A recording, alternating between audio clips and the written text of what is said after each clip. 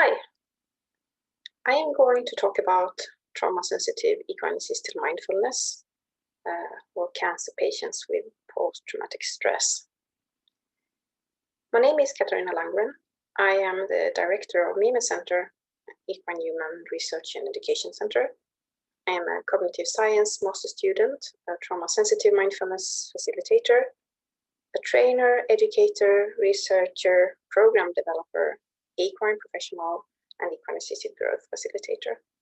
And I am a strong advocate for equine and human welfare and well-being.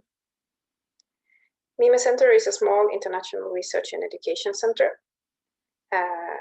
We offer science-based and modern independent educations online and in person on the topics of equine-assisted interventions, stress, trauma, equine welfare, equine behavior, communication, equine, and equine-human interaction and relationships. We do our own research and we take part in others' research projects. And currently we are developing a protocol for trauma-sensitive equine-assisted mindfulness that we test through research. So this is the cancer study we're setting up using a protocol for trauma-sensitive equine-assisted mindfulness. And the aim is to investigate the effects of trauma-sensitive mindfulness program, incorporating nature and horses in supporting the psychological recovery of cancer patients. The program is set up with group sessions with patients and horses in nature. The sessions are 90 minutes long and take place once a week in 10 consecutive weeks. And they are facilitated by a trauma-sensitive mindfulness instructor and an equine specialist. In the first stage of our project, which have been funded by the Anne Kern Goodall Memorial Foundation, we have put together a study group with researchers, a user reference group with cancer survivors, and experts on cancer treatments and cancer rehabilitation. And we are finalizing our protocol for trauma-sensitive equine-assisted mindfulness for cancer patients. In the next step, we are setting up a feasibility study, and it's going to be a randomized control trial with 10 people receiving trauma-sensitive equine-assisted mindfulness, 10 people receiving the standard protocol for cancer rehabilitation program, and 10 people on as a passive control being on the waiting list. And we are also at the same time building networks and partnerships between cancer rehabilitation centers and TS-EAM facilities. In the next step, we want to do a full study, 3-year. We'll also a randomized control study and the same setup, 10 in each group, but doing it in multiple centers, so we have more data points. We will also be designing a positive equine welfare protocol based on the paradigm of One Health. And in parallel to that, we will also continue to expanding our networks and partnerships and establishing a network throughout Norway with providers of TS-EAM. And we will be formalizing and standardizing an education for TS-EAM facilitators, and also looking forward to an international implementation.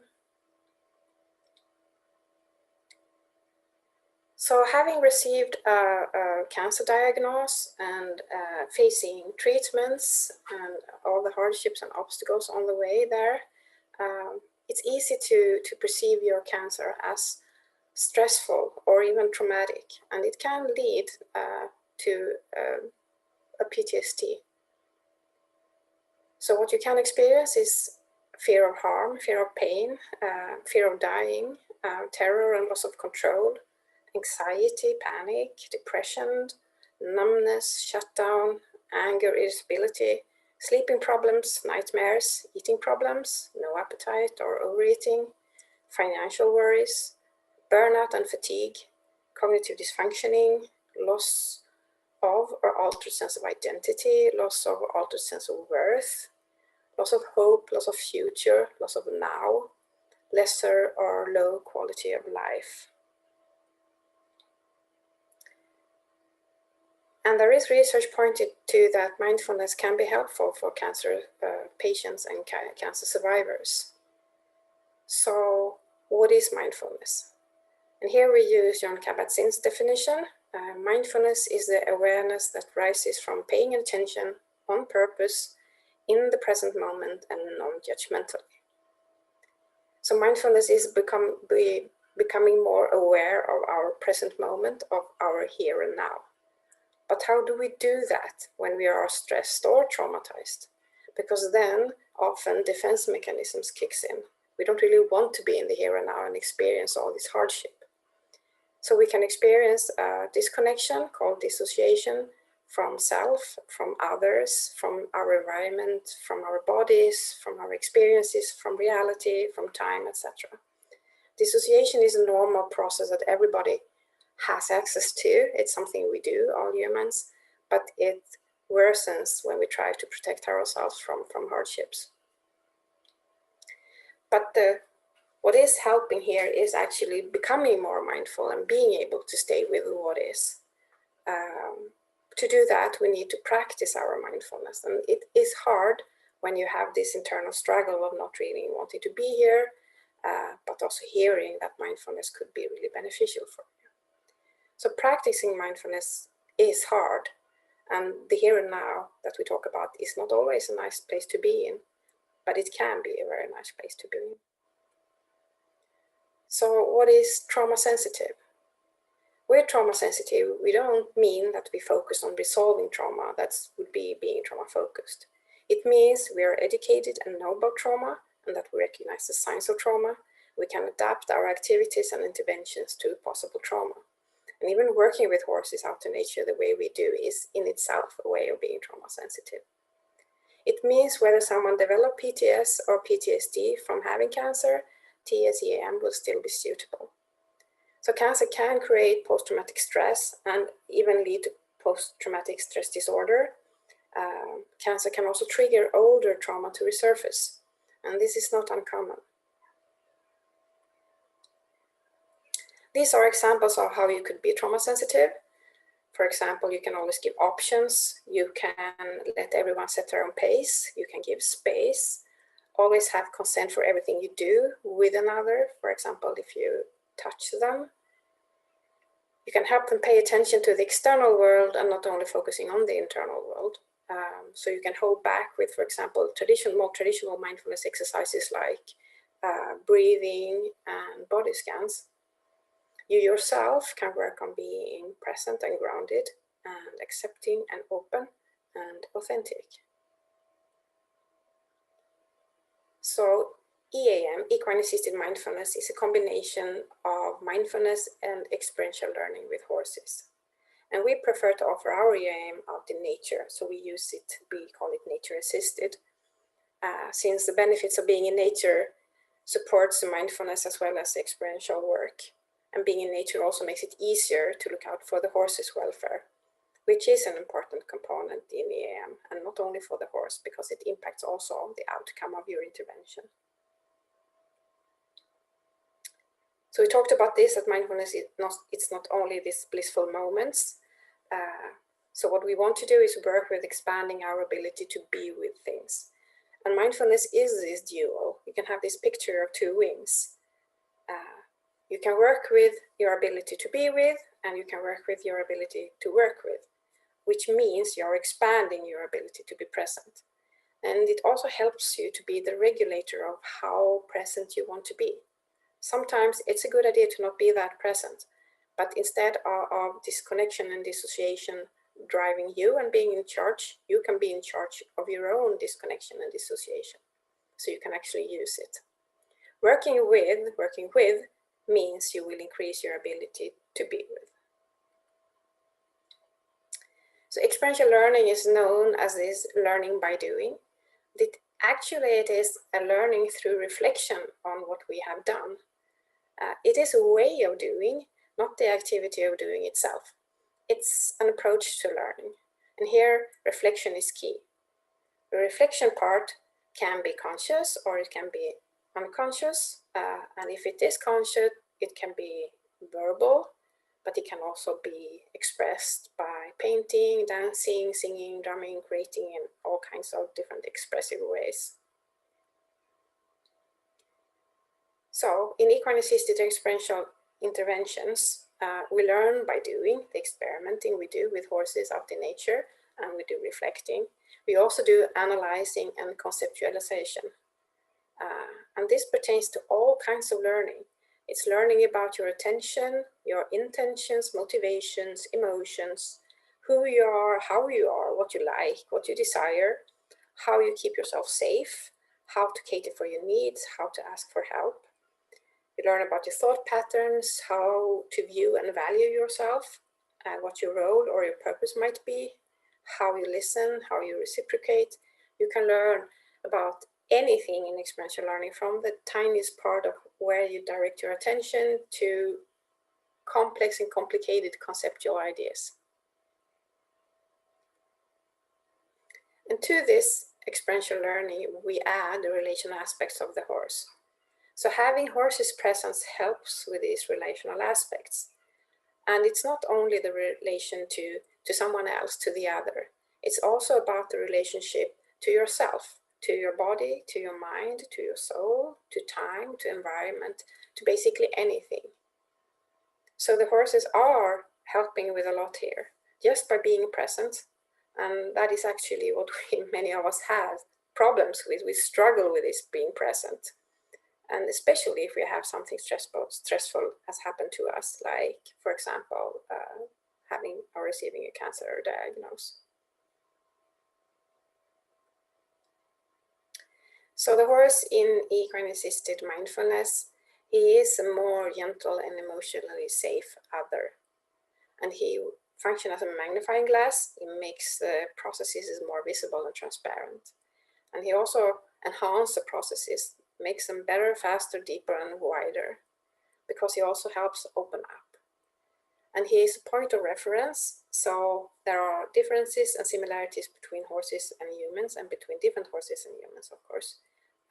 So you can always have a new point of view where you can look at things from. So he can function as a projection screen and a stand-in for something else, your own internal working, for example. But he can also not be that. He can just be a horse. And he can be this unpredictable being that also kind of a picture for your inner and outer scenarios in your life, that having had a cancer diagnosis is often something you didn't predict, and it takes you out in a space where you actually don't really know what's going to happen. So this is also something you can train, of being in this space of uncertainty with horses. He can be a challenger, and he helps you practice problem solving, taking initiatives, being persistent, developing yourself. And he is this bridge between what you learn in EAM and your ordinary life at home. So we utilize the horses, how he functions as a horse. So we don't train him in any specific way to this. And we use how he builds relationships with other horses and with humans. And we prefer to do EAM outside and in nature. And we do that because we also know that there are a lot of different aspects of nature and outside that is really helpful and healthy for us. So we get fresh air if we're outside, it's less restricted, more space. You can use elements of nature for sensory input. We know from science also that natural shapes and patterns are good for us. There is diversity and this element of uncontrollability with weather, seasons, growth, and different kinds of change. And there is an element of people often feeling stronger connection to everything because humans are a part of nature. And nature and outdoors also invite both to movement and to stillness. And in stillness, I mean both reflection part and the relaxation and rest part. And we know that there are numerous other health benefits by being outside in nature as well. And in EAM, we also move more, which helps with connecting the body and mind. We move more than we usually do in mindfulness, more traditional mindfulness setting. And we know it's physical benefits to health by moving more. Usually today in modern society, we move less and then we relax by sitting still. And if you feel a little bit paralyzed by, or overwhelmed, or numbed out, or depressed by having cancer, it's easy to enter this spiral of being tired and exhausted and not being able or to motivate yourself to move. So taking part in a group with mindfulness can also help here. Moving helps with becoming more body aware and more embodied. It helps with bettering your cognitive capacities. Moving more is connected to a more agile mind. And we also know that movement helps with emotional regulation and a stronger sense of well-being. So mindfulness, as you understand now, it's a double-edged sword. When you are overwhelmed, stressed, or having experiencing and being traumatized, it's super hard to be mindful because we do disconnect from everything that we don't like to be in. So we don't want to stay in the here and now, or in our bodies, or our minds, or even in our lives. But when you are not staying in your life, it also means that you cannot live it as you would like to. You cannot make choices and decisions, and you lose part of your agency. But then again, presence is not something that you can force or demand. It's a process, and it requires tools and strategies, persistence and support, and a lot of practice. And presence, the ability to be more in the here and now, it becomes more reachable if you divide it into a stepwise process. So it's easier to reach, and it also then becomes more trauma sensitive. So this is actually our 10-week program. And this we base on a program that David Treleaven designed that he calls trauma-sensitive mindfulness. So the first 7 steps comes from his program. We have added introduction and contextualization before, and then he has the steps of mindful gauges, safety, resilience, inner awareness, self-compassion, belonging, and then presence. And I think you recognize all these different terminology because it belongs to the mindfulness world, and it's common words that they use. But just by creating this circle, knowing that you can move between these different steps, you do a mindful gauge to see what you in this moment need. And then we have added the mindful attunement and attachment from Christine Forner. And we end our program with a session of integration where we look at everything we have gone through in the program, and we also help with the transition of using it in your everyday life. And this is a standard trauma-sensitive equine-assisted mindfulness program that we have developed. But now with this study we're doing, the first steps this year, we are also adapting it specifically to cancer patients. So this program can be developed in many different target groups, but for now we are asking our study group and cancer survivors and specialists on cancer treatment and rehabilitation, perhaps there are steps we need to change. Maybe we need to put in more of acceptance or patience or wholeness, for example. So this is why we work with trauma-sensitive equine-assisted mindfulness. It helps to find and tailor mindfulness tools that suits your own needs. It helps you gauge what you need in any situation. It helps you support yourself in handling feelings of, for example, powerlessness, fear, and loss of control. It helps you develop resilience and self-compassion, a better sense of safety and belonging. And it helps you relate better to self and others, and to know yourself better, your strength and your potentialities, as well as your limitations. And in MIMO, we always go back to using this paradigm of one health. One being's health cannot be improved on another's expense. So if you want to know more about One Health, you can go to their website. Each individual deserves both species-specific welfare as well as individually adapted welfare. And the welfare of all involved will impact the outcome of your intervention or your activities, no matter what goal it is. So the equine welfare is not only for the equine, it is for your whole program and your whole intervention and your whole business, actually. So these are some of my references, and this is my contact information, and I thank you so much for listening.